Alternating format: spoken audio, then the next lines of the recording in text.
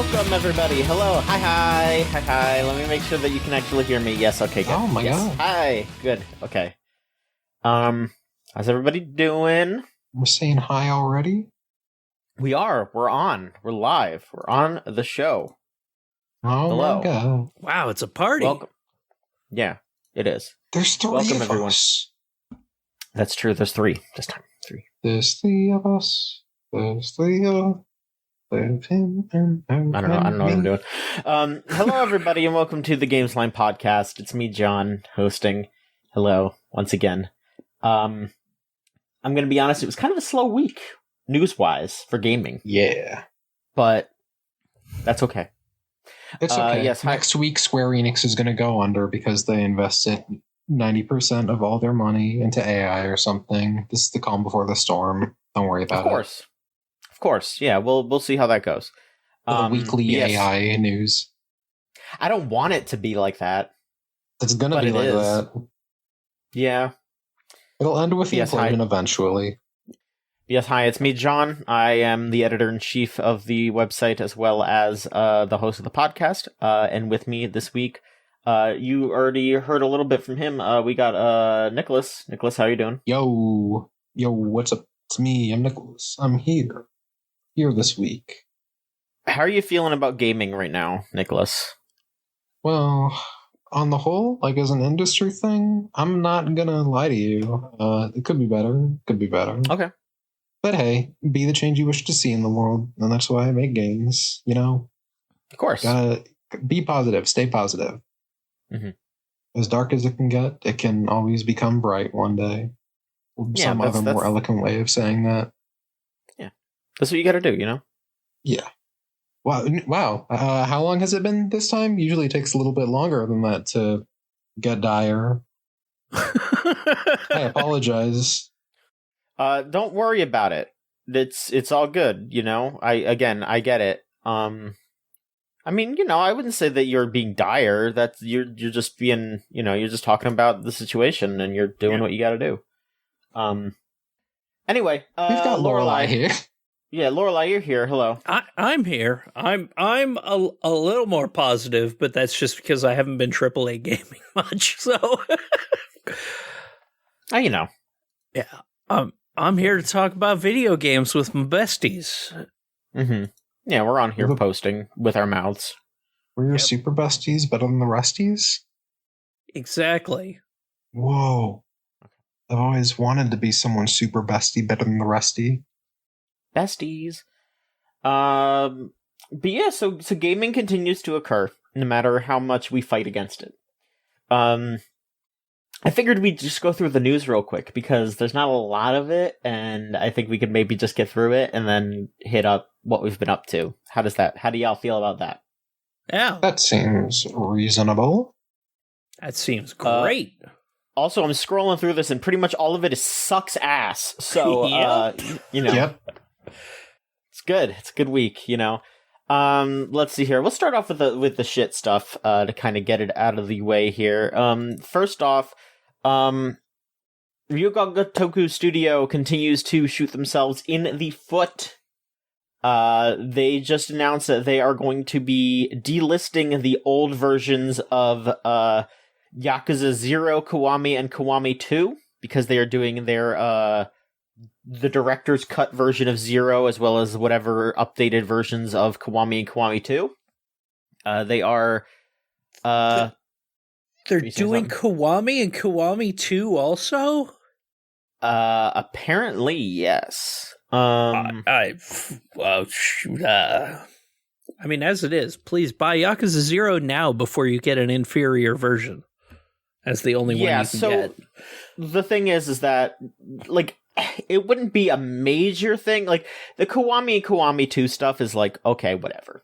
Really. It, like, the fact is that they are going to be, more expensive, because, they're gonna be launching, like, at $50, but also Yakuza games always go crazy on sale, so, you know, they'll be cheap again.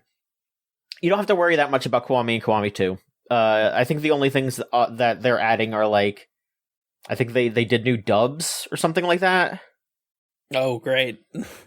Oh, no, okay, alright. So I'm looking at this, and it just says that they added more text support for different languages, and some music to Kiwami 1, and then Kiwami 2, same thing, just some text updates. Yeah, doesn't really seem like, Kiwami 1 and Kiwami 2 are not really any major things. I think maybe like some graphical updates, it seems like. But yeah, 0 is the one that's the big issue, because they added a dub, which it's not good. People don't really care for the dubs for the Yakuza games. There's also a co-op red light raid mode, which I haven't heard anyone talk about. It's like a multiplayer beat 'em up thing, which I don't know. Like, that's not like a terrible idea, but I don't know. It seems like people bounced off of that. The big problem is that new dub. Well, okay, there's two big problems, I guess. First big problem is the dub adds like 40 gigs to the game, because they also had to redo all the lip flaps and stuff. So they're also just like, I guess, redoing, like, they have all the video like on there twice basically now. And from having gone through it, the new dub for this is like Matthew Mercer showing up to work and everyone else kind of phoning it in. It's real bad. Oh boy. It's real bad.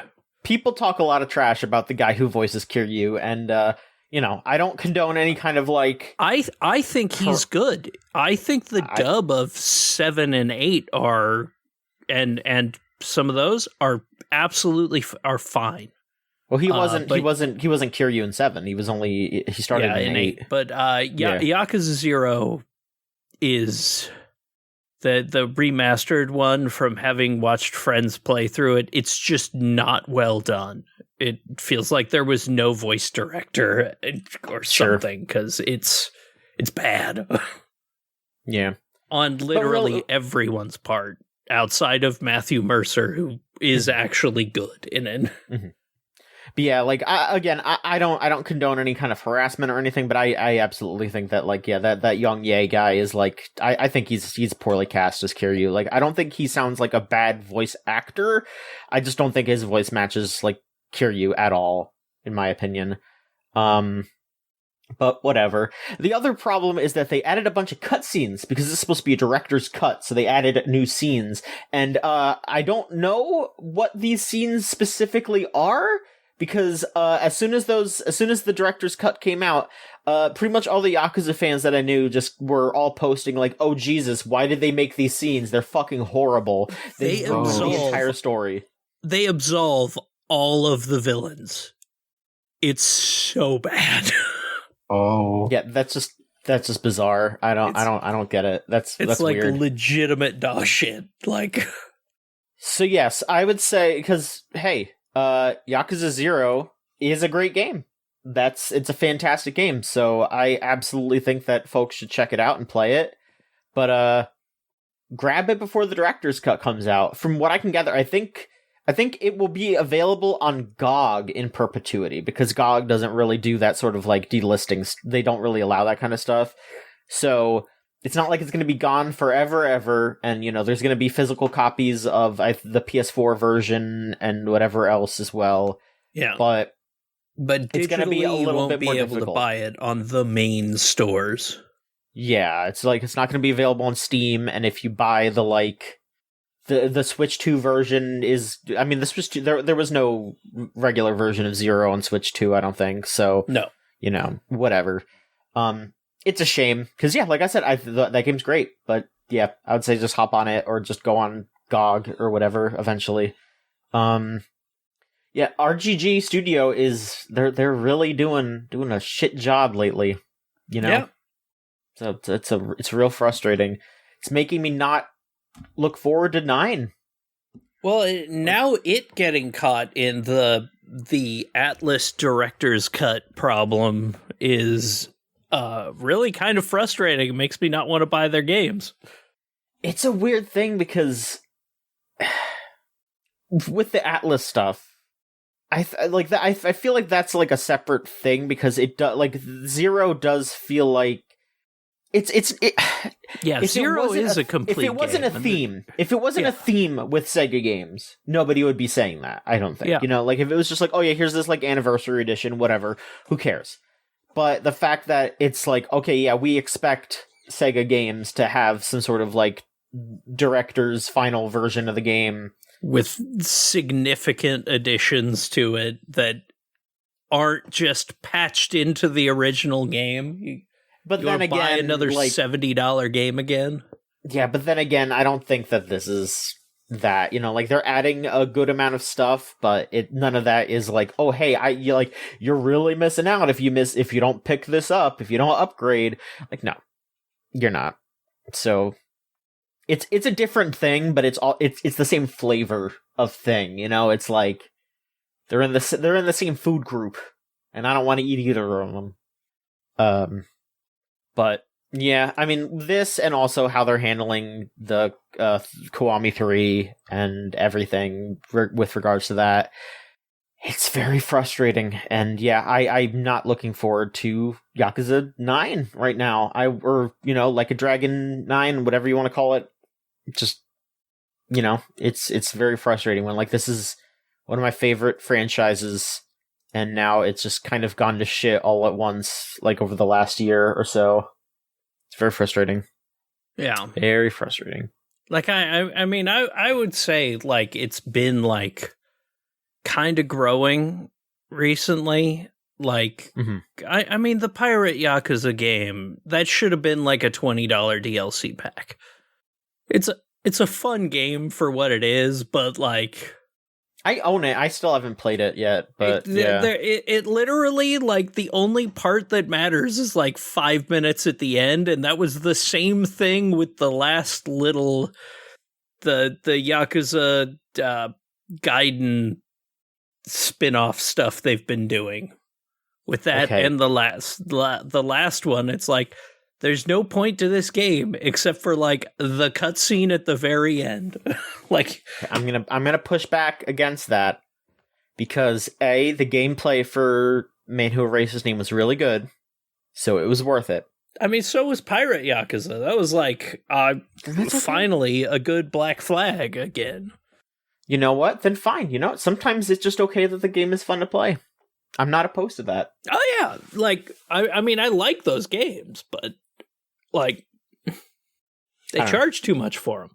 Yeah, that's fair. Hey, I imported my copy of fucking Gaiden. I have a Chinese copy. Oh, hell. Sick in the head. Because you're a real sicko that wants physical copies of everything.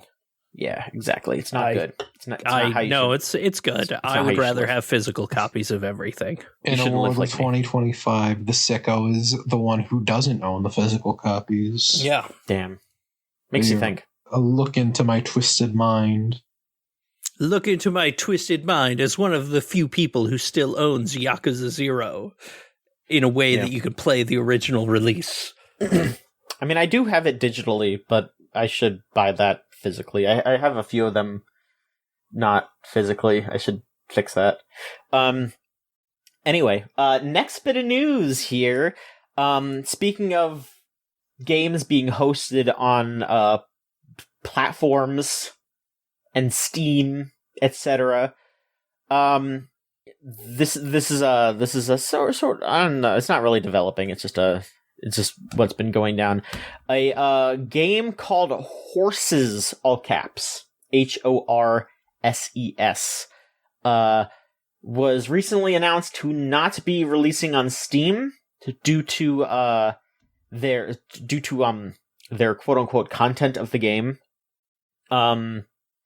I will be honest, I don't really know too much about this game other than what is being listed out on their explanation here.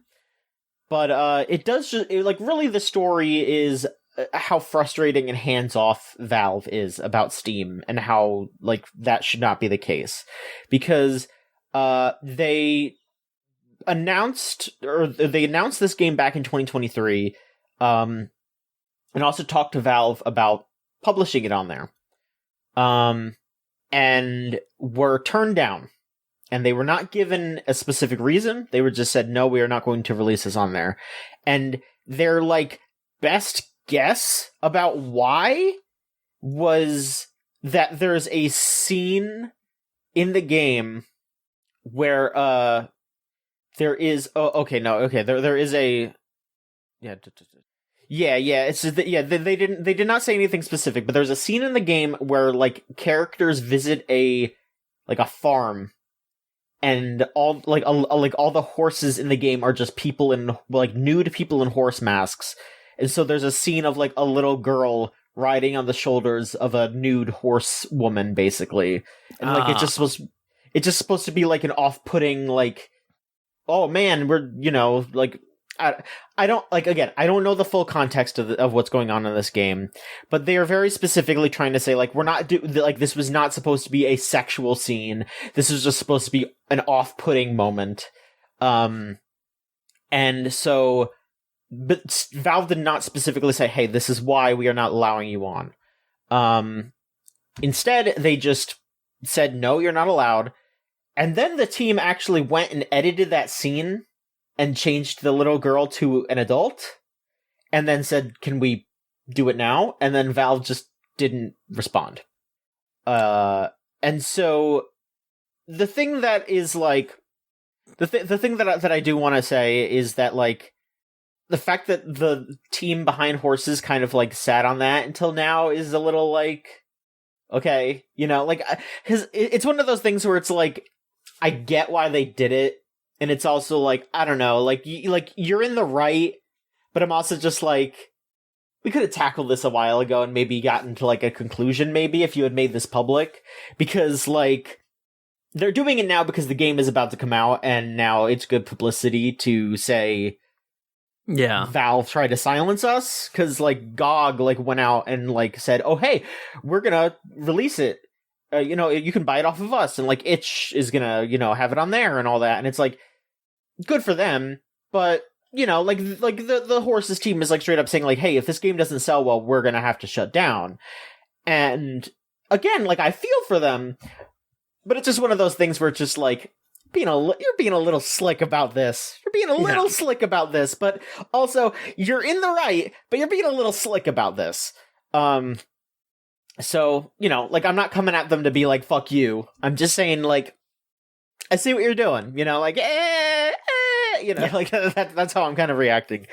But, I don't know anything else about this game per se. I mean, honestly, if this controversy didn't happen, this game probably would have came and went, like, this is giving the game a big bump, but it's just, the industry is just, it is a bizarre situation where, like, it does feel like this is the kind of stuff that has to happen to get attention these days, like, people will back you if you're part of some kind of, like, if you're having to stand up to the big guy. Yeah. And again, like, I can't blame them for doing that, because again, they're in the right. But it's just like, I don't know. I've just been thinking about it recently, where like, there's a lot of pushback when you say that, like, oh, there's too many video games coming out. But I do really think that is the case. Like, genuinely, like, I just think that, like, good things are getting buried just because of how much is just flowing forth. And like, again, like, I don't know anything about this game. They announced it 2 years ago. I've never heard of it until this controversy came up. It's just like, how is anyone supposed to keep up with this? It's very frustrating. And that's not really their fault. And I'm maybe being unfair by talking about that in this aspect. No, I mean that I thought about. There is a problem with, like, Steam's front page curation, and the curation of the front page of a lot of these stores should be curated. They should have people that have jobs to go through and say, okay, these are the games we should highlight, instead of, like, sexy balls 3D naked ladies. Like, it's just like, there's so much stuff that if I have my Steam page, I should be able to set it to what I want on my front page. Like, I want indie games, I want Mahjong, these are the things I like, these are what it should front for me, and you should have people putting together like stuff as well. Mm-hmm. Instead, if I look at the new releases, sometimes even, whatever new AAA game just came out is at the very bottom of the new release list, buried under like weird like, yeah, I'm looking at it right now, and it's like, yeah, like Black Ops 7 just came out, and that's all the way at the bottom, which, like, that game's getting a negative reaction. People don't really seem to like it very much. But, like, it's under Fetish Locator, S&M Studio, and Storage Hunter Simulator, which is, like, very obviously AI-generated art for that one. Yeah, like, just a bunch of, like... And again, like, this isn't me saying, like, fuck porno, per se, but it's just, like... It's saying low-quality bullshit, yeah. The new and trending page should be, or the new page should be, like, curated a little bit better. Yeah. Like, I mean, some of these could be interesting. Like, sometimes you'll look at that and there will be something that looks interesting in there. I didn't even know Dirtbag Mahjong was a thing until I saw it on a new page, and I'm like, hell yeah. Sure. But, like, but that's the kind of stuff that they should be highlighting, and exactly. They shouldn't just allow, like, asset flip, like, porno games that have no soul to them on the front page. Like, oops, where's my bikini? Like, yeah, like, like if it's something that has effort put into it, like, sure, but I mean, it should be if you have like a button checked to allow that, because yes. I don't think that should just be on by default, but it's a mess. It's just a complete and total mess. And yeah, it's just because as much as I do like Steam, I do like Valve, I do like a lot of the stuff that they do, like the fact that they are so hands-off, like, Rose always calls them libertarians, because they are, like how libertarian it is very frustrating, because yeah, like this could be so much better. It's the same with the Nintendo eShop. The Nintendo eShop is a fucking disaster. It's all the shops, because they're all copying Valve. Yeah, but those two are the Valve and the Nintendo eShop are miles away the worst. At least in other ones, so it's a little easier to find, but the Switch store is egregious, constant asset flip games, constant that kind of stuff. And they don't have a new list, so you're just digging through everything. And like the week like Donkey Kong Bonanza came out, it was like the 30th game on the list if you searched by new. It's like, yeah. I shouldn't have to scroll down to find the new first party Nintendo game that exactly. is like it's supposed to be a system seller. Yeah. Yeah, it's bizarre. Yeah, basically it's just there needs to be more curation, there needs to be a more hands-on approach, and there's a point where people will argue that then there is bias, and that is a fair thing to bring up, but it's also just like, I think it would be better than just running wild. If you just spam the shop, eventually something will click, because law of averages. If you if you list 200 games, someone will buy one of them. Like, I don't think you should remove any of those things from the store, unless they're like total asset flip, scam games, which, but some of the, like, there are a lot of those porn games that people put a lot of effort into and a lot of work. Just like straight offensive stuff, like obviously that too. But like again, that would come with curation, where it's just like, exactly. Okay, this, like, because there's a difference between like, okay, this is a game that will talk about like deep dark subjects, and that's valid, and then there's like I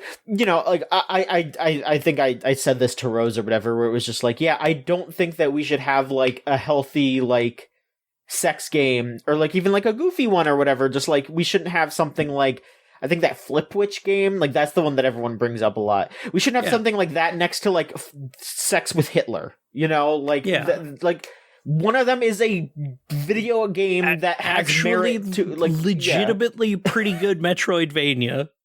Like, and then the other one is just, we're gonna be offensive, and it's just like, no, like, fuck them. They shouldn't be on the store. So yeah, just bad. Or they shouldn't be on the front page of the store, at least. I mean, I think they should just, but whatever. All right, our last bit of frustrating news here. We have our AI check-in. We have the latest in complaining about. God damn it! The latest in complaining about generative AI. I'm gonna fucking cry. I am. Is everybody ready to talk about generative AI and how fun it is? How much fun it is to have this bullshit shoved down our throats all the time. I love it. It's so great. It's like getting punched in the face over and over and over again. So they're releasing a sequel to Let It Die for some fucking reason. Now, listen, Let It Die fucking ruled. Like, I love that game. I didn't hate Let It Die. I think it's the difficulty spikes way too much after the first chapter, like the first boss or whatever. Oh yeah, is a neat idea. It was 100% pay to win. If you want to get to the end without spending money, it took me like a long fucking time. It was a good idea, though. Like, straight up, I thought that game was a good idea. The problem is the sequel's coming out, and it is reported to have been built using, quote, a considerable amount of generative AI. We do not know in what regard specifically, but the Steam page, because Steam does... You know, we just talked a bunch of shit about Steam. One of the good things that Steam has is they do force you to disclose if you use generative AI, such as they say the in-game voices, music, and graphics, which imagine a game where taking a game where the director of it just asked his 100 favorite bands to go make a song named Let It Die, and they did. And you had the coolest... That was the original one. Yeah. The original one had some of the coolest fucking music. Very memorable music, very memorable vibes and art and atmosphere. Like, that game... The things that people remember about that game are visual and audio. Yeah. And now the sequel is just... We don't care. Yeah. Why should we put effort into that? Because you're just gonna play it because, yeah, remember Let It Die? You're gonna buy it, right? No. And then I was like, it has like a fucking seasonal system that like wipes your progress with each season. And it's like, what the fuck is this game even? Like, it's bad. It's because it's just some like studio has the rights to it. The really bad fucking Deathverse. Yes, Deathverse was already bad, and now it's Which, again, to get out in front of this, people have been very upset that everyone's not screaming this from the hilltops. That Grasshopper's not involved with this. Yep, Grasshopper, I mean, to be fair, and Suda are nowhere nearby. Yeah, they are not involved with it at all. The original creators are not involved in it. Like, yeah, this is just like it's basically the same situation as the Lollipop Chainsaw, where Grasshopper doesn't really have any access to the rights anymore. Someone else just went, we can do that, I guess, and then who cares now? Yeah, just who cares? Whatever. It's sweep it away. Goodbye. Yeah. Bye-bye. Martha, we have two bits of news here that aren't absolute dog shit. But they're just very speculative. The first one is the Game Awards are happening soon, and everyone is mad about that. Which, you know, I think some of that anger is valid, but what always comes alongside the Game Awards are game announcements, because that's how the Game Awards goes. And so old Jeff, our buddy Keeley, posted on Twitter.com a picture of like some carved stone, yeah, and then posted a picture of a location I think it's in like Nevada. Yeah, he posted the words regal, inspiring, thickness, and then he posted like a Google Maps screenshot from I think it's like on it's right by the Joshua Tree out there. So people went out there to look at it, and they found this big statue that glows red at night. Ooh. Whoa. That's very regal and girthy, or whatever he said. Yeah. There's like a bear on it. Some people are saying that Jormungandr is on it, the world serpent. So it seems like the guesses are that it could be a new IP. It could be a new God of War. There's a bunch of people saying that it might be a Diablo expansion because of the red, I guess. They're like, red is Devil Diablo. I don't know. I don't know. It's just it's a very strange thing. There's some people that have been like, well, it's in Nevada, New Vegas, even though none of that stuff looks like New Vegas stuff whatsoever. So I don't fucking know. Yeah, I mean, I'm guessing it's. I'm gonna lean more towards the Diablo stuff because there's all these like enemies, like all these like skeletons and shit like crawling all over it. Like that doesn't really seem God of War-esque. Yeah. Like I don't know. Like maybe this is for multiple things. Maybe it's just like, oh yeah, no, this section's for Diablo, this section's for God of War. Like I don't know, but I think all those like zombie-looking bastards all over it, they seem more Diablo than God of War to me. But I don't know. It's a very weird thing that it's a very weird tease because people were just like showing up to this statue and just like looking at it and being like, all right, thanks, Jeff. Cool statue, I guess. In the middle of the desert. Yeah. Do either of you have any guesses? Nikolas, what's your guess? I'm kind of inclined to agree that it's the brainworms, the Diablo you were talking about. Just looking at it, like, I was looking at it and I'm just like, this doesn't scream God of War like a bunch of people are saying. No. I would also not be surprised, though. Yeah, I wouldn't be surprised, but I saw people like say it was things like a clear depiction of the world tree, and I'm like, no. No. No. What about you, Nikolas? What's your guess? Honestly, like, nothing. I don't keep up with any of the things that I could imagine this being.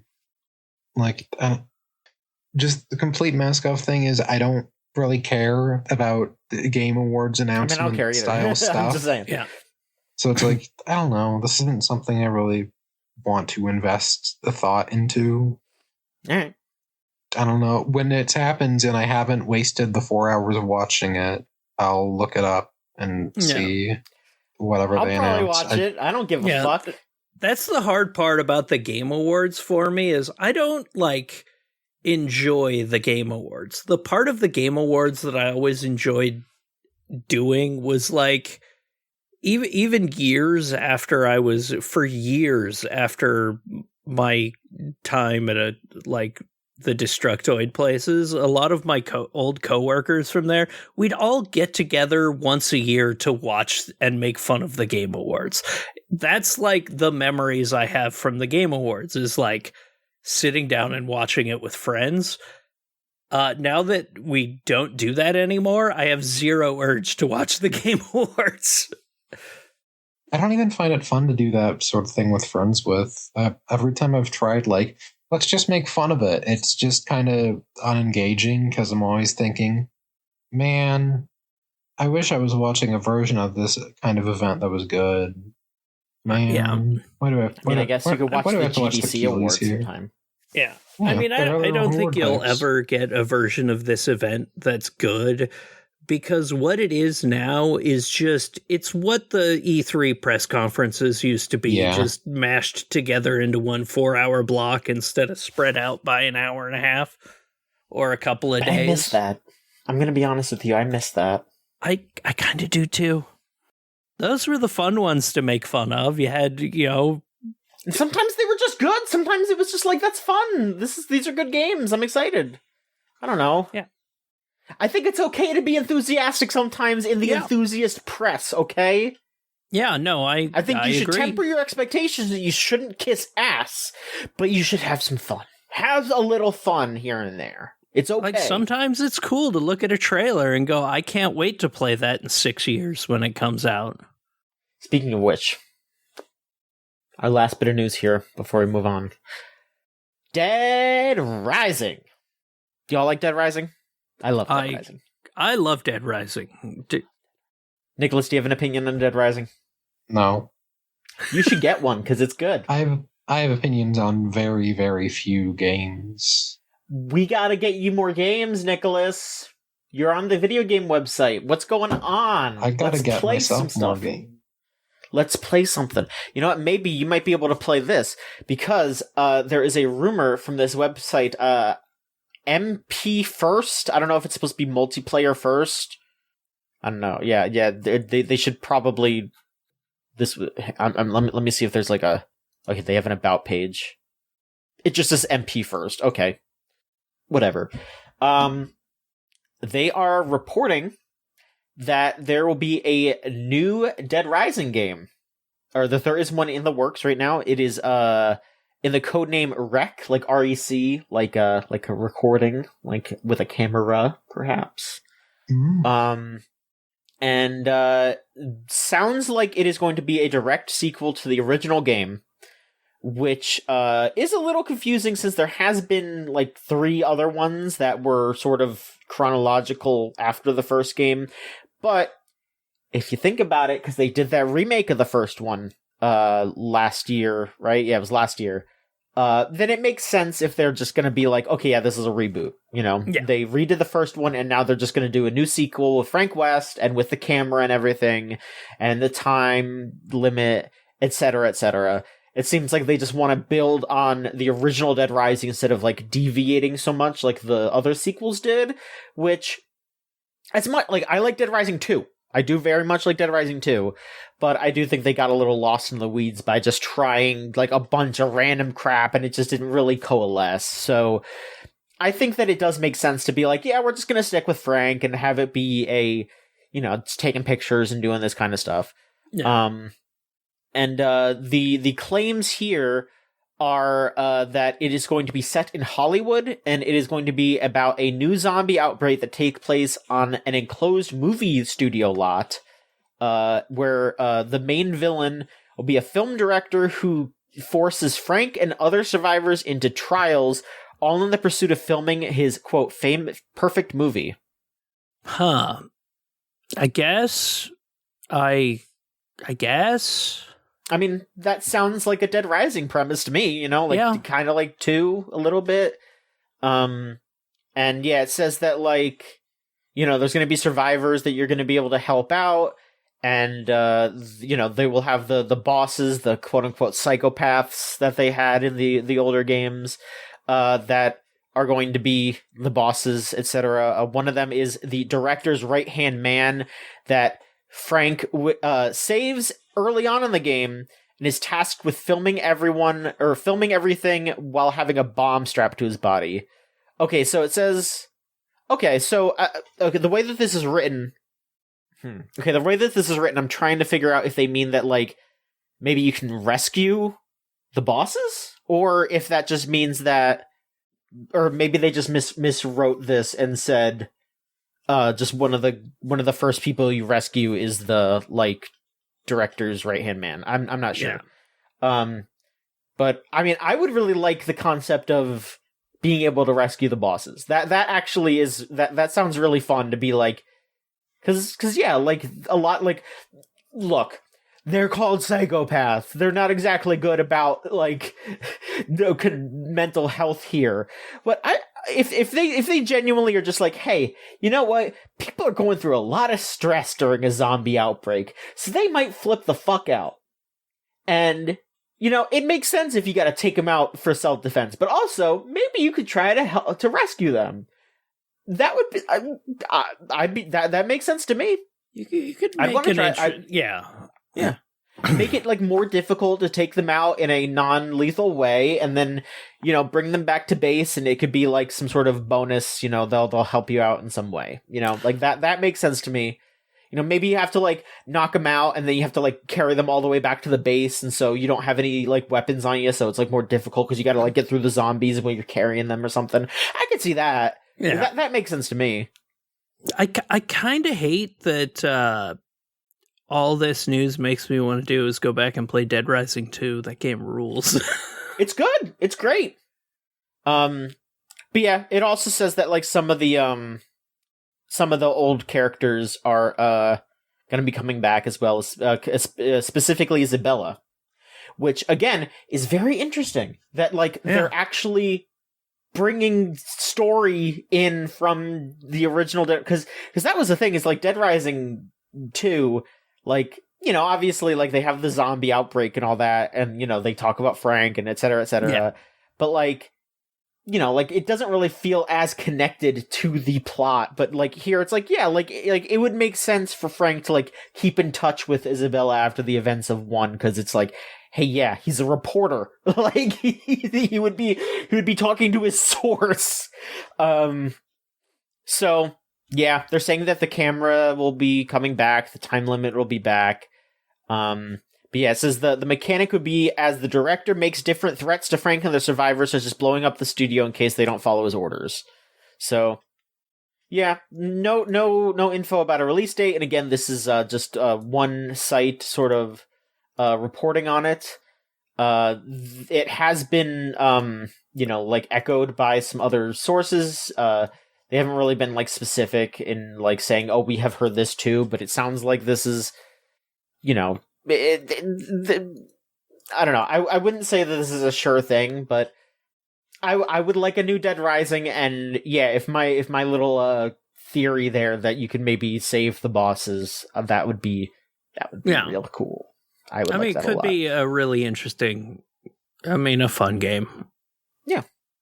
And also earlier I meant to say Dead Island 2, because it's another, running around Hollywood killing zombies game that's incredibly fun. Yeah, sure. But yeah, now we can talk about what we've been gaming on. Speaking from gaming. Nikolas, it's been a hot minute. Why don't you tell us what you've been gaming on? What kind of games have you been playing lately? Well, there's a certain game that came out a while ago that I was waiting for a price drop on, because I wanted to play it. It was very cool from what I did play when it did the open network test, but unfortunately, I don't buy games for $70. I got Sonic Racing Crossworlds finally because it was on sale for Black Friday. Okay. On Steam, and that game, it is about exactly as fun as I remember it being. It is so good. It feels weird to like go back after not having played it for so long and have the vague things I remember, like in terms of specifics, like, oh, you don't unlock the items or like gadgets for customization in this order. That's been kind of tripping me up because I feel like I got my build like 30 minutes when the network test happened, and now I've been playing for like hours and hours, and I still haven't gotten the stuff I needed for it. This feels weird, but I feel like, was it talked about on the podcast like miles and miles back, like weeks ago, when I feel like I saw it in the conversation topics at one point, because sometimes I just check that doc. So I feel like it was probably discussed a while back. I might be misremembering. And it's hard to like actually talk about, as I assume the only person who's played it, because it's a racing game and I don't, there's not like story to discuss or a bunch of specifics I can say, because it's not like super technically in depth or like the design is super intricate. It's just, yeah, this is a fun game I've been playing. It is as fun as I remember it being, and I'm happy about that. I don't know, not a whole lot to say. Like, I'm not the best at talking about games independently without a thesis for it. So that is about all I have to say on Crossworlds. I mean, it's a fun game. What character were you using? Yeah, Metal Sonic, because he's my favorite Sonic character. Oh, hell yeah. Good a reason as any. Yeah. Is there Yeah, what about the gameplay stands out to you? You know, like you're talking about, you know, that you enjoy how it plays. What makes it better than any other racing games that you have tried, or you know, on par, etc.? What I found from the racing games that I've played is that I really, really like the ones that expect you to be okay. Let's say I'm playing a racing game that has a track where there is a curve, there is a long straightaway, and there is another curve in the same direction after that. So it's like, oh, you go left, and then you drive forward for 3 seconds, and then you go left again.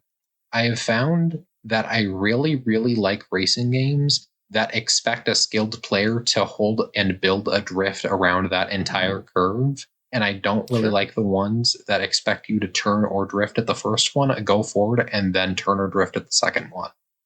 Because that's such a very specific case, but I feel like, there is this expectation of technical skill in the mechanics. And drifting is generally the one that I see most often. It's what I've seen in Crossworlds, and it's what I saw in Nitro Fueled, which I also really, really liked. I think that one is my preferred racing game, but both of them are my top 2. But generally, I just like the technical aspect of actually getting to feel like I'm learning how I'm controlling the minutia of the car instead of like a Mario Kart where, okay, there is some like level of depth here, but it's mostly the gimmicks or using the items. That's not anywhere as much the focus in the other ones like Crossworlds or Nitro Fueled. That is part of it, but it's like the items or like whatever weird gimmicks they have going on is not going to be able to save you from it's like, I'm not a technical master at Crash Team Racing Nitro Fueled, so I guess I'm going to get lapped 3 times. Like, I didn't even finish my first lap before everyone else who knows what they're doing finished all 3 on like Hyperspaceway, but that's okay because this is a car racer and it is very easy to learn the technical stuff of because ultimately there's only so many buttons. There's the accelerate, there's the brake, there's the drift, and there's the drift hop that's also attached to that. And so I just have to learn the different things that come with the very simple control scheme. There's a lot of depth in technical racers, and I appreciate that a lot. And it also helps that once that technical stuff is learned and you are good at it, that is enough, at least in these kinds of games, to get you past that like sort of, I guess I'm going to get owned by 3 red shells and then the blue flying orb thing that hits me in first place. It's always blue, and it's always a flying thing, and it's always an orb. I don't get why it's always those exact traits. Sometimes it's an orb turtle shell. Sometimes it's an orb ghost. Sometimes it's just an orb. It's always a blue orb.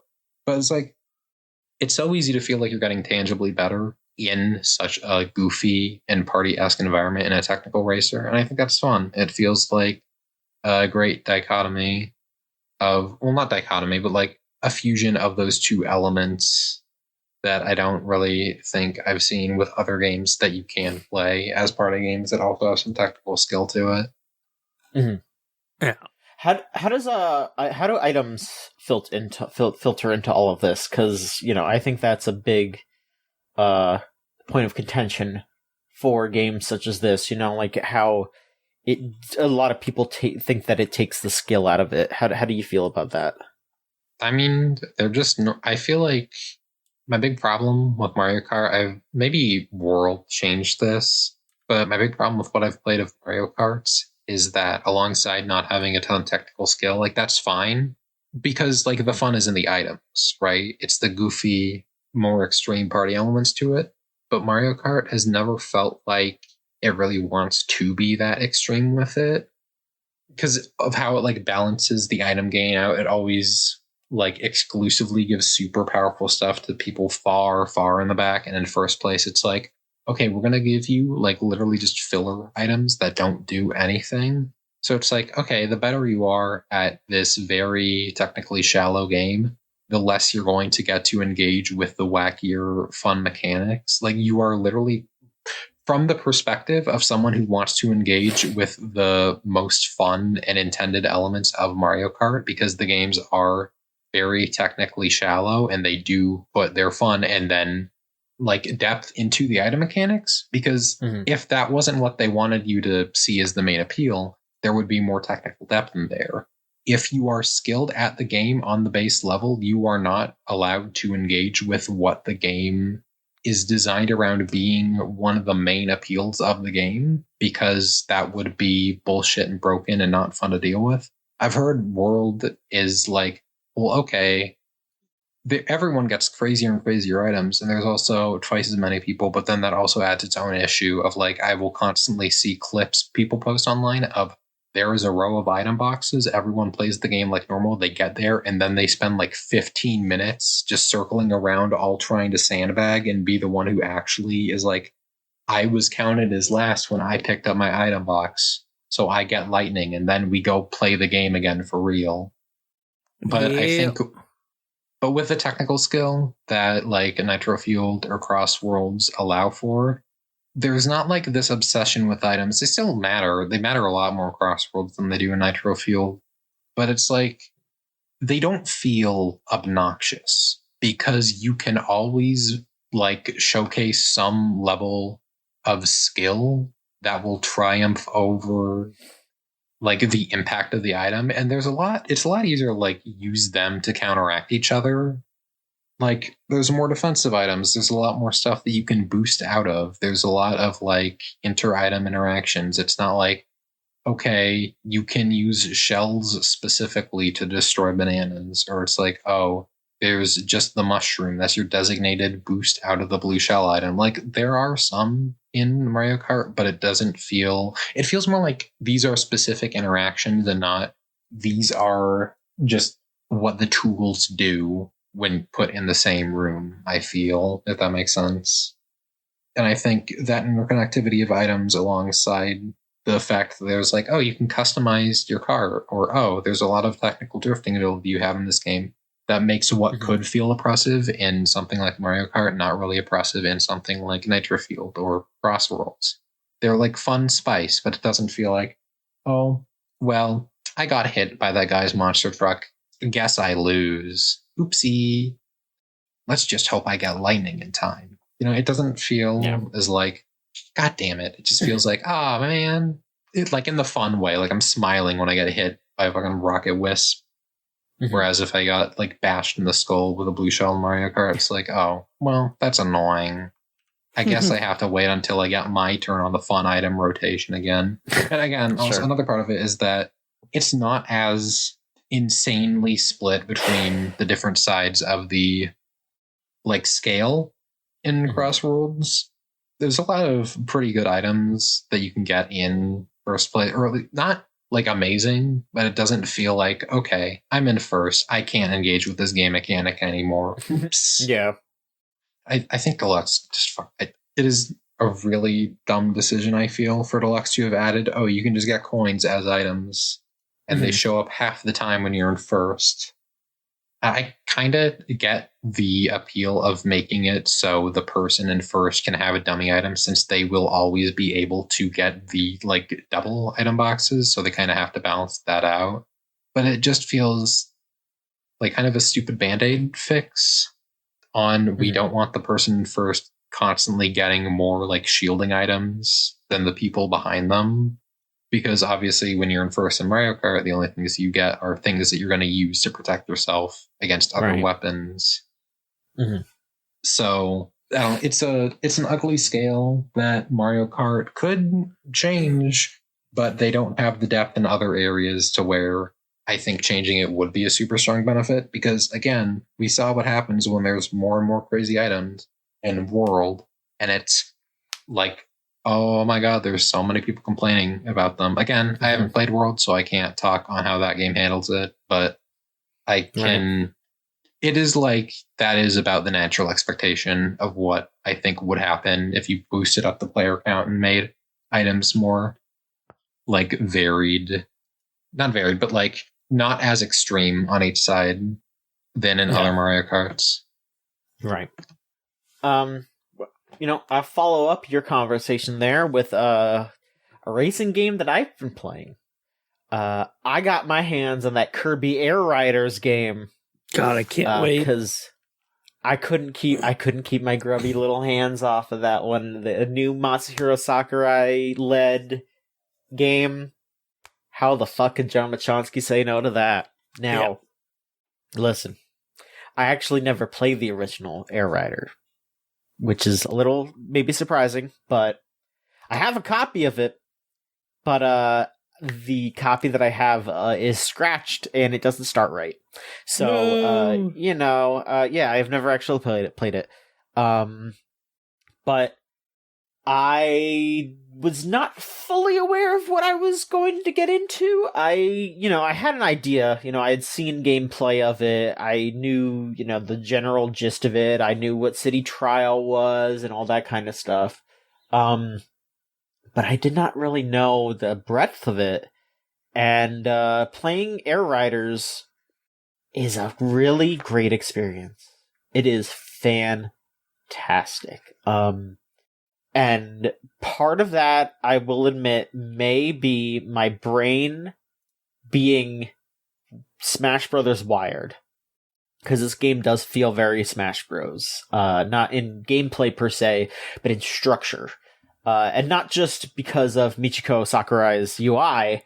Bless her for that, of course. It's incredible UI, as usual from her. One of the greats in menuing. Like, genuinely, I'm not being facetious, just straight up. But it's just, like, something that I realized, like, last night while I was driving home from TCG game playing, I was playing cards, and then I was on the way home, and I was like, I realized they, they allow you to do, like, full races. You can go into the multiplayer and do, whatever races. But when you're doing the single player mode, which is the road trip, where you're going from, like, challenge to challenge, they split it up in pretty much the exact same way that they split up Smash Bros. Stuff. Where it's like, okay, yeah, if you're gonna have a full-on Smash fight against somebody, you're gonna do, like, 3 stocks, you're gonna do multiple minutes, etc., etc. But for Smash Bros., it's like, okay, it's, you have your lives, you're up against, like, someone, and it's like, you knock them out once, you move on. And in Air Riders, they chop up the levels in such a way, like, you'll run into an enemy and it'll be like, you have this amount of time, they'll be like, you have 20 seconds. Stay in the lead, or make sure that you're in the lead at the end of 20 seconds. So they're basically just charting out, like, a section of the course for you to be on. They don't, like, technically they give you the full course, but it's like, you're not going to see the entire thing. Or it'll be like, oh, hey, here's this, like, section that we cut out. That's as far as you go, whoever's first place. Or there's, like, checkpoint races where you hit a checkpoint and everyone below a certain level drops out. They have just, there are so many little tiny ways that they change it that makes it a slightly different experience, that makes it more engaging than just make sure you're in first place. Which, like, that's basically what it is, but just the way that they very slightly tune it, it makes each experience that much more different. And I love that. And, the fact that they have City Trial, they have the regular race, the air rides, and they also have the top-down mode, which plays very differently, and is just as fun. Like, I was expecting that to be, like, a little rinky-dink side thing that you would do, but no, it's like a full experience. It's still fun, and again, being able to swap between all these different variety of, like, you could hop into, like, each of the, like, the stadium mode things that you get in City Trial, or just it's so neat. It's so neat. And then having all the characters too, and all the different vehicles, so you can have different stats, and there's so much to it. It is a great game. I am eating it up a whole lot. Like, it is still very simple. Like, there's like there's like 3 modes, kinda. There's 2 buttons, because your vehicle just goes. You don't, like, hold the button down to drive. It just goes. There's a button to basically brake, and when you brake, it charges up so you can shoot forward. and then there's a button for like your special attack kind of. Yeah, special attack stuff. Yeah. Yeah. And that's it. Those are your buttons, and it works really well. So, like, like you talking about Mario Kart and all that, where it's like, oh yeah, if you get to the front, you're kind of just like dealing with like defensive stuff. Excuse me. Something that Air Riders does that I really like is that there are enemies just like out on the track, and you get a speed boost by defeating them. So you grab copy abilities or do special moves and all that, and you're still running into those enemies and still getting a speed boost to get even further ahead. But then your enemies are going to, the people behind you are going to want to try to hit you, or they're going to want to hit enemies that you didn't hit so they can speed up and catch up to you. Like, it keeps it engaging. Like, there's just so much about this game that it's just engagement, and it feels so good to just keep going. Like, you're unlocking stuff constantly. Like, I don't know if you've played Smash Brothers, you'll remember there was that like the like challenge board that you would do to unlock different things. This one has that too, where you're just it'll just be like, oh, you drove a certain number of miles, this pops, or you're on this level and you've gotten hit by the tornado 3 times in a row, that pops. You get a little reward. And like most of them aren't really anything crazy. It's like, oh, you can change your title on your driver's license, and then some of them are the different characters, and then once you unlock a character, if you get the same character again, you just unlock a color for them, etc., etc. You can buy a bunch of hats if you want. It's just a cute, fun experience. It's a great time. Like, it's obviously not as like super crazy extensive as a Smash Bros. Game is, but I think it's fantastic. I would absolutely recommend it. No, I can't wait to finally actually sit down and play it this week. I've been watching friends of mine play a bunch. I just have been in the, hey, it's the end of the year and there are other games I wanted to check out that I didn't play earlier this year. Mm-hmm. And whatnot mode. Mm-hmm. It's been fun. What have you been playing, Lorelai? What have you been playing? So the thing I've been playing most recently is Rune Factory Guardians of Azuma, because I am the farming game fanatic, and this one is really had me thinking a lot about the balance of like farm sims and like how a day works. I think the clock in this game is like way, way too long a day. Like, I have played the amount of time that normally in one of these games is like a year's worth of in-game, your in-game calendar.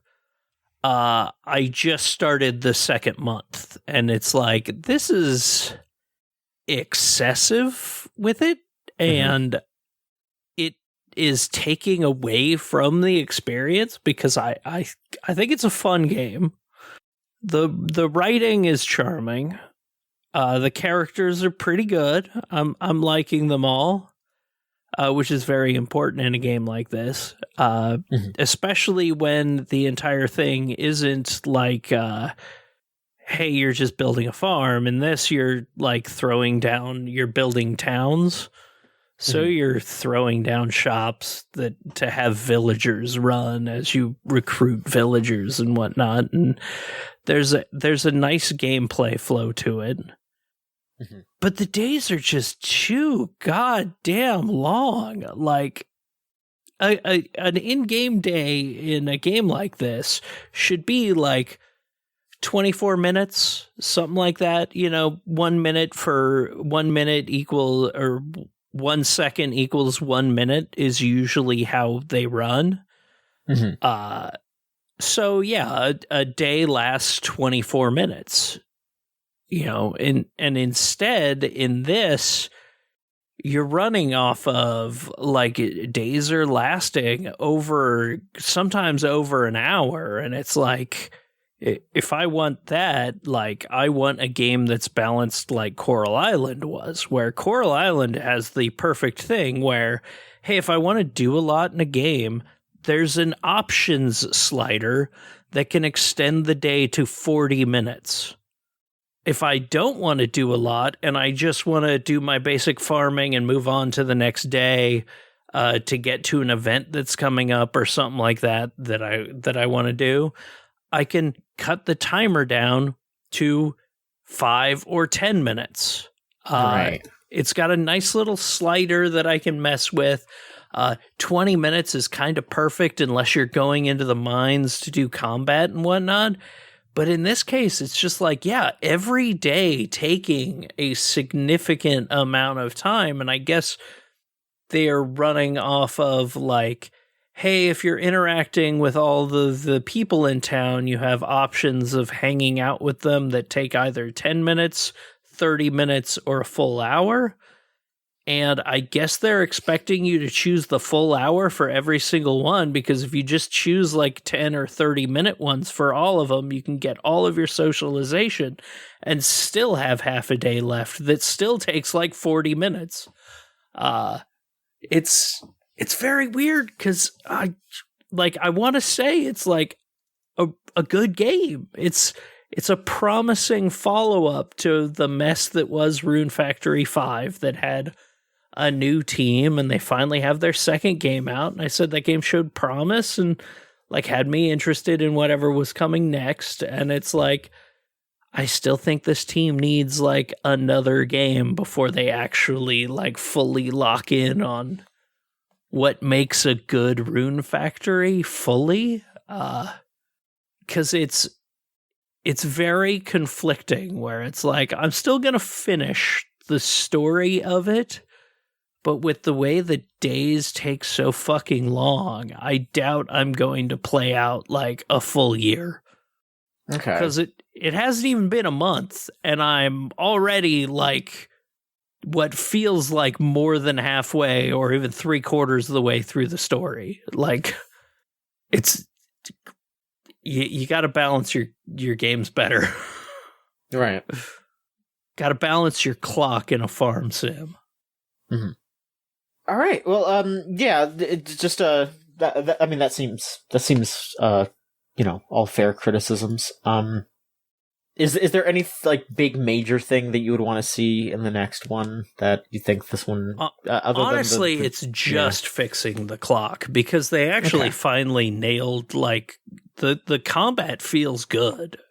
You have super attacks that are fun to activate, and it's like the base of the game is like really good. Mm-hmm. Like building out a town feels good. It's fun to go, okay, I'm going to go build this town's going to have an izakaya. This town's going to be running off a blacksmith shop, centered around blacksmithing. This town's going to be centered around something, whatever. And like that aspect of it is like better than I thought it would be. Having villagers do the farming for me if I don't want to, but if I want... Yeah, fuck them.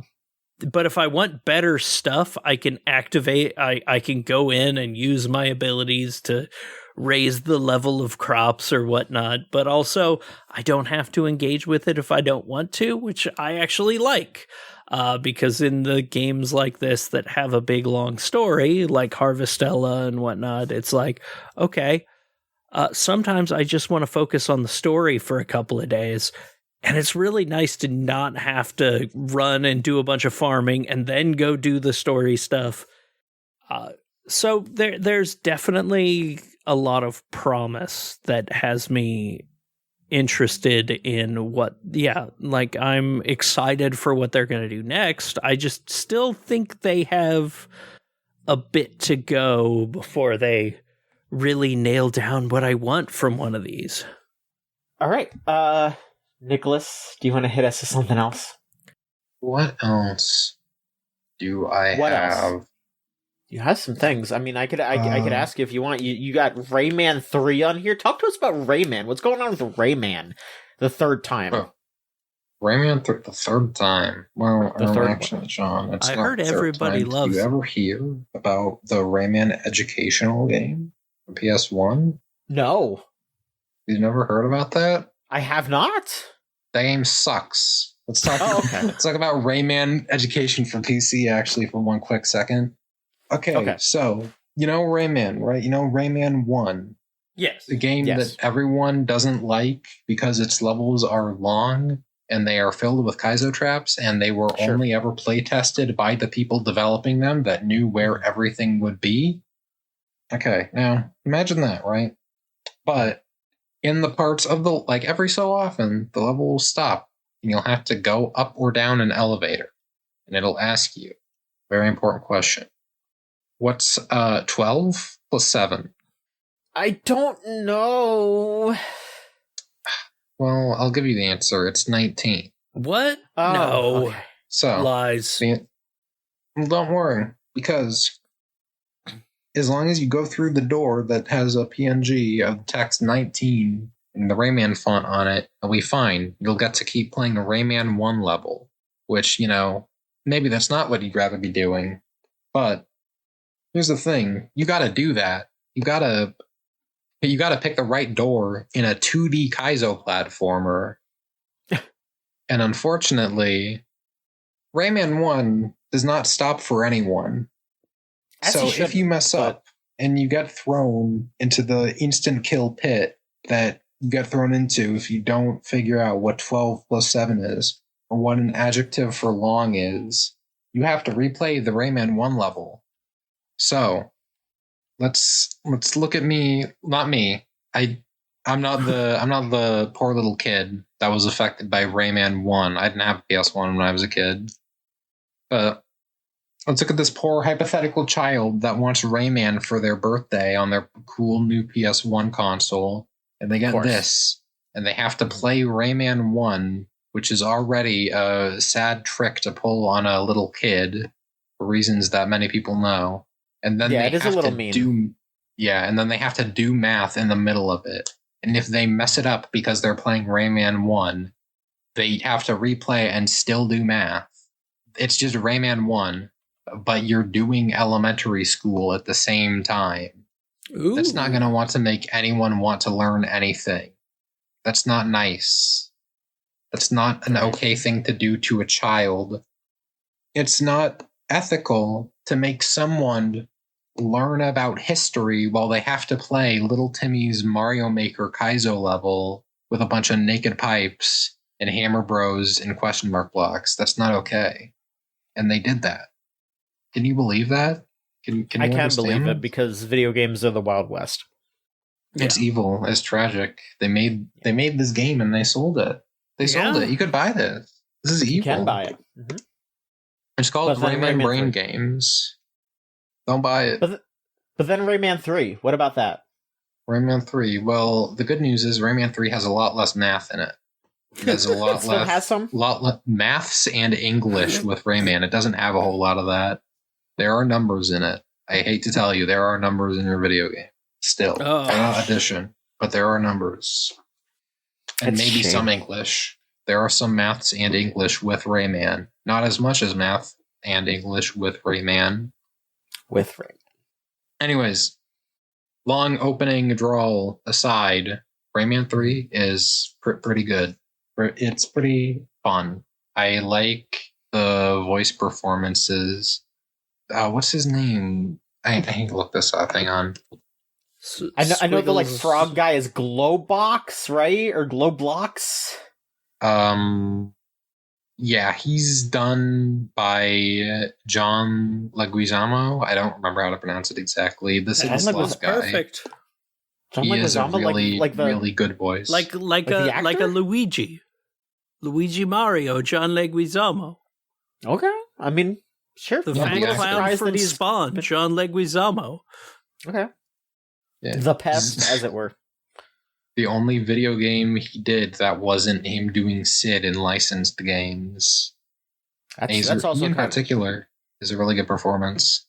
I mean, I think John Leguizamo can be very good. Like, I'm not saying I'm just surprised that I'm surprised that he's in that game, especially because that was like when he was more popular, because that was when he was in like the past and like all that stuff. But then like hasn't been in much else, and that's what really surprises me. Like I feel like he's the kind of guy who would be in a bunch of video games or none at all. And the fact that he's just like, yeah, of course he was Sid the Sloth, so he showed up for that, but then like he was in Rayman 3 and that's it. It's like, okay, weird, but sure. Yeah, the Rayman 3 voice acting, the game in general has like this very sardonic sense of humor that I appreciate a lot. Well, I appreciate is a very large word to just say, I think it's funny. I like when platformers have characters cutting in while talking and making dumb jokes about what's going on. There are probably a lot of cases where this could be used against me, but I think Rayman 3, it's a very dry and witty.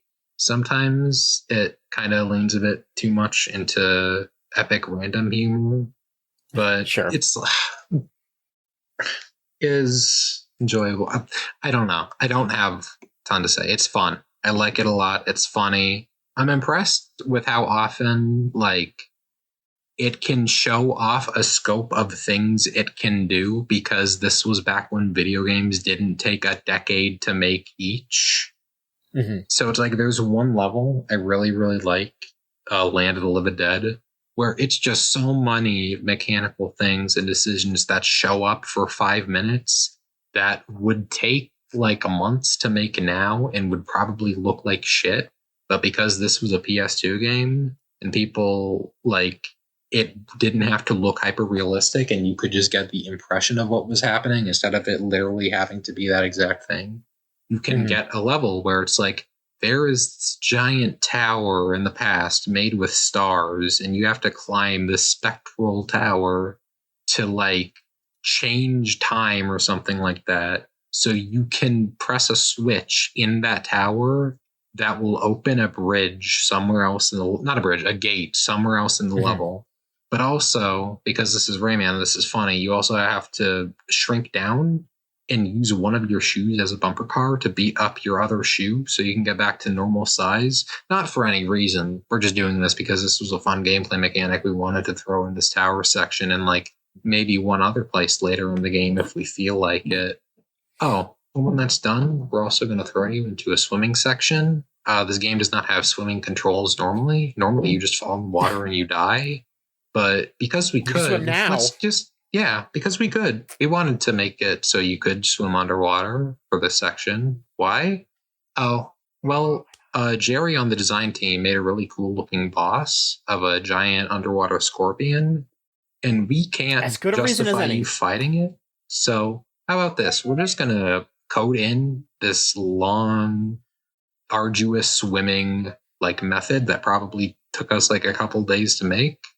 We're going to pit you against this extremely intricate boss design in a really long fight, and then we're never going to touch that ever again because I respect it. We have to move on to the mandated scary horror themed platformer level that also has a bunch of insane scripted like style. It's such a stylish, fast-paced game that feels like a flex of just, we can do whatever we want, so we're going to do whatever we want.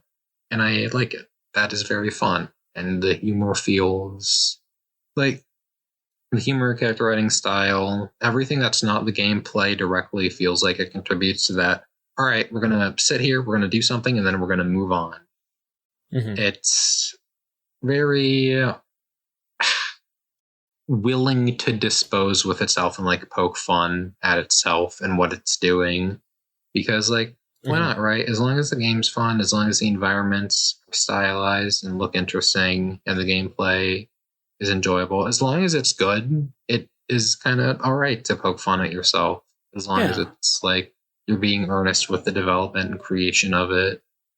I don't know, maybe this is too heady of a way to describe it, but I've been watching that Sea of Stars video a couple times while working on stuff. So yes. I don't know. I feel kind of like I have to justify why I think it's fun to have a game that's sarcastic and playful with itself and is just kind of doing whatever. It's after fine. having repeatedly listened to a video about a game that will have someone say, "Hey, why the long face? You look like your mentor just betrayed you or something." You can have fun with things. It's okay. Yep. I know. It's just you actually have to have fun. You just actually have to be fun. Yeah. Games can have fun with themselves, but there's a difference between having fun with yourself and being scared of yourself. Yeah. Like, there needs to be an earnestness to it, that you're having fun with it, not that you're, like, trying to go wink, wink, nudge, nudge, isn't this cool, isn't this cool, isn't this cool? Lorelai, how about you? Because, you know, I only have 2. So, Lorelai, you go ahead. All right. I've been playing very, very recently. It just came out this week. Dirtbag Mahjong, which is a single-player Riichi Mahjong story game about a bunch of trans people living in a house playing mahjong with each other, and they're all dirtbags. So kind of it is mahjong, but each character has an attack move that builds up your MP, and then a special move that either does a bunch of damage, sometimes it flips tiles around and does weird fun things. And when you, like, every character has a 12 HP to start around, to start a game. Once you run out, you lose a turn. And then you regain all your HP after you lose that turn. So sometimes the strategy is just like, oh, I'm using my abilities instead of doing certain things to take away a turn from one of the other characters. Like, I genuinely wish this was also like a fully multiplayer experience, but also being able to do that with other people would take Mahjong, a game that is already incredibly painful, and make it the most painful thing in existence. But it is fun just having this house full of just absolute dirtbags, hilarious writing, go through a story that is being told through them playing mahjong with each other. Yeah, that's an interesting gimmick for sure. And, like, I understand why it's single player only, because A, they have a story they want to tell. Mm-hmm. But B, also, like, you could not balance this kind of thing at all. Like, some of the special abilities the characters have are just so stupid overpowered. Mm-hmm. And some of them just, like, suck for the character, like, could be good or just absolutely suck. Like, one of them is just like, oh, you give somebody one of your tiles, and it's like, oh, I used that and I gave them the winning tile. Stuff like that. It's like, oops. But no, the game has like a very underground style look to it. Like, everything is hand drawn. All the character text is like has a font that just looks like really sloppy, shitty, like my handwriting. And then, they made a Mahjong visual novel that's very, very fun. Sure. And has been well worth my time, and I'm like, I would definitely recommend it. Like, especially it's cheap. It's not an expensive game. It's made by trans people. All the characters are trans. It's just really fun. Huh?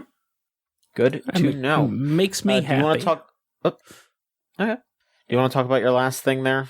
Yeah. I have also been playing Demonschool. I just got started on. I've played through 2 weeks of it now. Mm-hmm. I'm not sure how many there are total, but I Boy, this is delightful. Who would have thought that combining Persona 2 with Into the Breach would make what might be one of my favorite games in a while? Like, I can't wait to get more characters to see what kind of fucked up, weird combinations of demon destroying I can come up with. But God, this game's fun, and the writing is incredibly fun. The characters are great. The calendar system isn't like terrible. You can just do everything, and it says exactly where everything is on your map screen. So you don't have to worry about going, oh, am I going to hang out with this character today and that character tomorrow, or fight some stuff, or, you can just do everything. And some of the side options have some of the most like wild and challenging boss puzzles I've had so far, which has been really cool. I really like the way the battle system works with, hey, you make your move, you see what's going to happen from the move. You move all your other characters and whatnot. You plan. You're able to plan out the best possible turn you can come up with every turn, and then you hit the action button to set everything off. So you don't. So you know pretty much what's going to happen outside of you don't know the enemy's moves per certain, but you can see how the enemies are going to move by looking at them, and you see like, oh, this guy moves 2 steps and then attacks an area of 3 squares in front of it, or stuff like that. So it's that fun Into the Breach style like combat where you're just trying to set up the best possible turn you can. And, this one, I think I could do better. I'm going to rewind 3 steps and change these things. Yeah, and God, the combat system is so rewarding when, like, the first time around, like, when I first started, I was struggling to get 3 stars, like, A grade. I was struggling to meet the kill X amount of demons within X amount of turns challenges that they give you. But then after like the first like few fights, I started figuring out how the characters work together and how the different combo attacks are triggered and things like that. And all of a sudden it's like, oh, I only have 2 turns to kill 20 demons. All right. That's easy. Like, mop them up.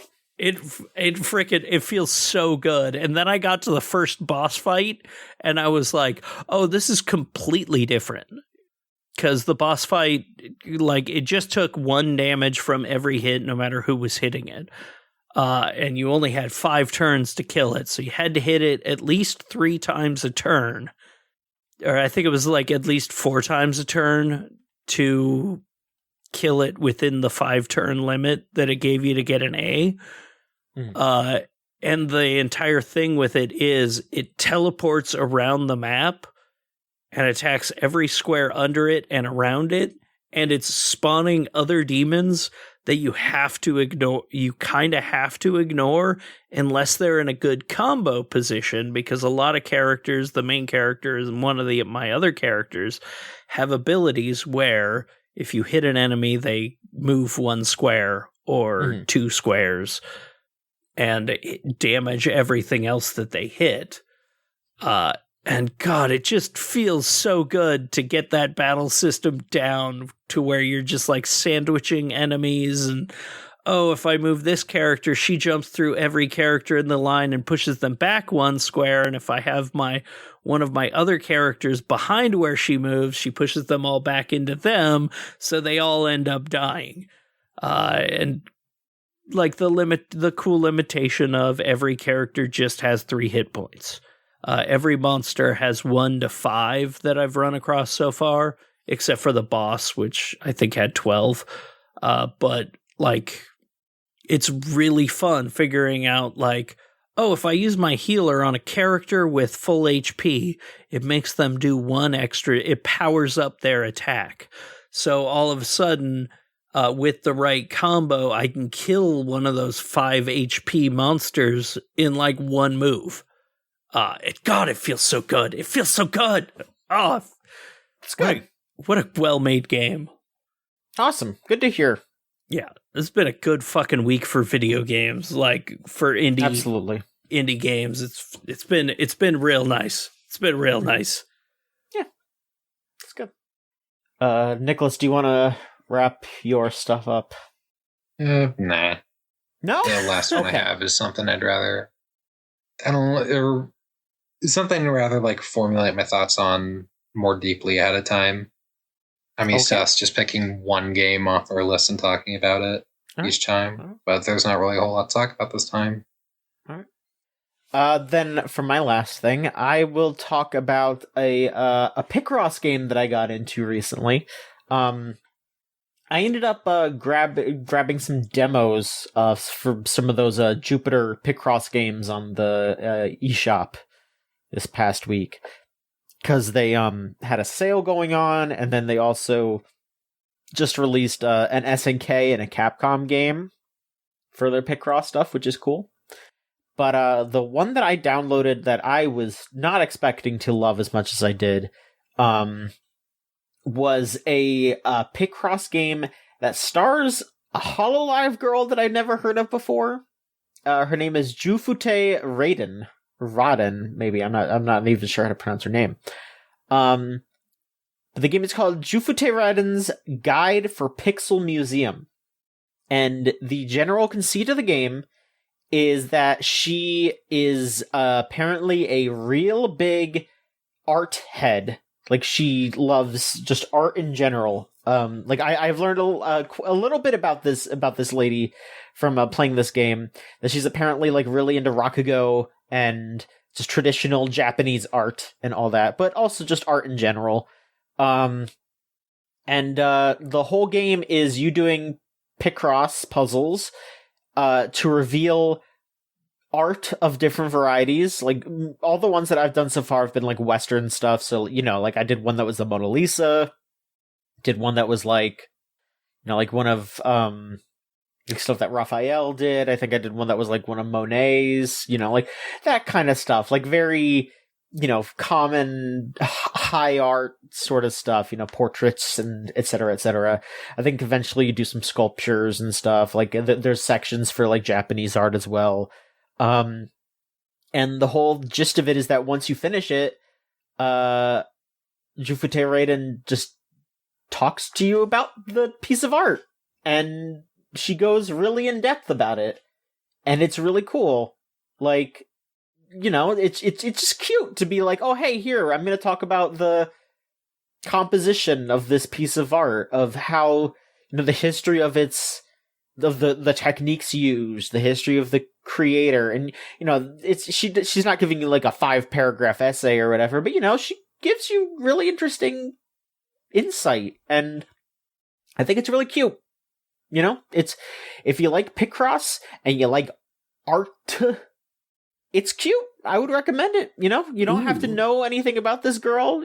She's just there to talk about paintings and etc. There is like the thing with Jupiter is, they have their regular Picross puzzles, and then they'll usually have like other like sections.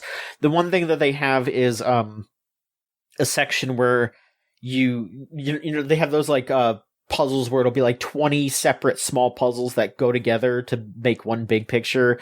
They have that, but it's like all stuff relating to her. So I genuinely think just someone at Jupiter was just like a big fan of hers. That just must be what it is, but it's cute. And I mean, it seems like she at least helped write her own stuff. So that's cool. I would recommend it. Yeah, Juufuutei Raiden's Guide for Pixel Museum. It's on Steam as well as Switch 1 and 2. I might have to check that out because I do like Picross games, so. Yeah, as do I, like it's cute, it's a fun time. I don't think that one was on sale. but I'm sure it will be eventually. But that does it for what we've been playing. We did the news, we did what we've been playing. Let me check to make sure. Yeah, I don't think we have any questions. Let me check the email real quick. If anyone in the chat has a question or two before you wrap up, feel free. And nothing in the emails. I'll just go ahead and do the wrap up, and then if we got any questions by the time I'm done with that, we'll answer them. And if not, we'll get out of here. Yeah. But thank you everybody for listening. Obviously you can support us by going to our website, gamesline.net. And if you like to follow video game websites on social media, we have our Blue Sky, which is also gamesline.net. We have our Tumblr, gamesline.tumblr.com. You can follow us on YouTube, where our VODs of this podcast and any other streams that we do, etc., will be up. That is youtube.com/@thegamesline.